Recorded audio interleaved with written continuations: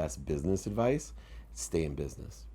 It's almost, your human advice, which is, hey, find something that's healthy to do for at least an hour a day that you can do the rest of your life. Why? Because you got to keep your heart beating. Once the heart stops, the embodiment's over. So once the money's gone, the business is over. My business today evolved from that philosophy. Every single day I still look and say to myself, can I guarantee I'm in business tomorrow? It has grown.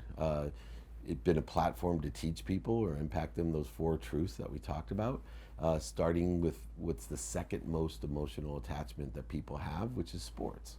The only other business that has a greater or higher emotional attachment is children.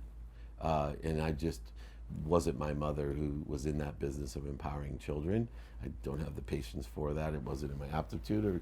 And although I love my children, I'm not sure I could teach hundreds of them every day for 47 years like my mom did. That's a saint. Although I remember Wayne Dyer telling me, which was one of my favorite things, he said, you ever notice saints, they don't have children? You have to fly across country with 6 kids, you lose your sainthood. Anyway, so my business has evolved from understanding that people buy on emotion for logical reasons. I use the connection of the second most powerful connection of emotion in America and the world, which is sports, in order to effectuate ideas. I call it a bug light business, where I use sports and athletes and celebrities and entertainers as bug lights to attract you to something greater. And even more importantly, I've learned to extract the emotional aspect so I can monetize that for one person, so I can make more money to help more people, allow it to come through me in the world of more than enough, and enjoy it every day.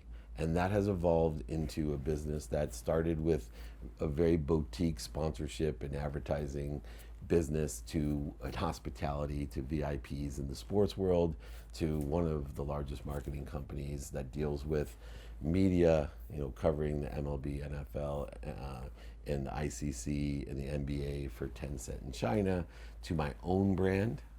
So I've always utilized the greatest names in sports, starting, Troy Aikman, Steve Young, Warren Moon, all the Hall of Famers, boxers like Evander Holyfield and Lennox Lewis and Sabathia Ramirez, Clemente family, all of these great things. That was my bug light.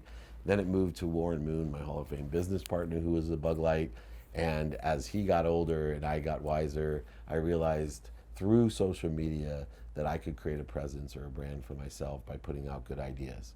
That I didn't have to throw a football 70 yards in a perfect spiral or run a 9.4 100 meters. That literally I could, through my ideas, through my vibration and frequency, strengthen my signal, widen my spectrum, and clarify my thoughts so that I could truly attract myself. So for the last 3 years, I have a TV show called Elevator Pitch. I have a podcast called The Playbook, all extremely successful, mostly for entrepreneurs. I've written Connected to Goodness, Compassionate Capitalism, Unstoppable, Creating the Life You Love with Jack Canfield for the Unstoppable Foundation, Game Day Decision Making. I am the chairman of Unstoppable Foundation, build community centers in Africa myself for that foundation, but creating 5 pillars for sustainable communities. And I am the chancellor of Junior Achievement University, which I was an alumnus of. We have over 100 million alumni.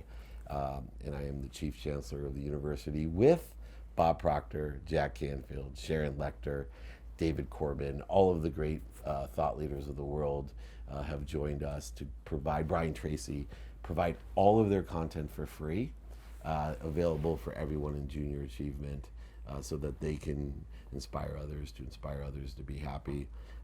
I don't know where my business is going when people ask, but it will continue with one goal: to make a lot of money, help a lot of people, and have a lot of fun.